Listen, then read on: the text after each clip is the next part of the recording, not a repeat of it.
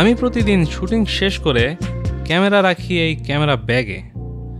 মাঝে মধ্যে এটা আমি ঠিকমতো রাখতে ভুলে যাই। কয়েক বছর আগে আমি আমার প্যানাসোনিক ক্যামেরা এমন ভুলে কয়েকদিনের জন্য বাইরে রেখে দিয়েছিলাম। পরে দেখি এটার একটা বাটন তেলাপোকা খেয়ে চলে গেছে।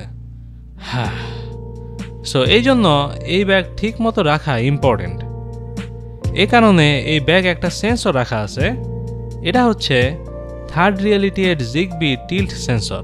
এটা কোন অ্যাঙ্গেলে আছে হোম অ্যাসিস্ট্যান্টে দেখা যায়।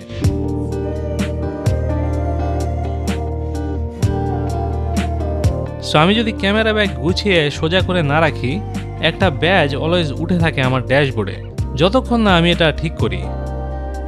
এই সেন্সর দুইটা AAA ব্যাটারিতে চলে, ব্যাটারি লাইফ 2 বছর পর্যন্ত।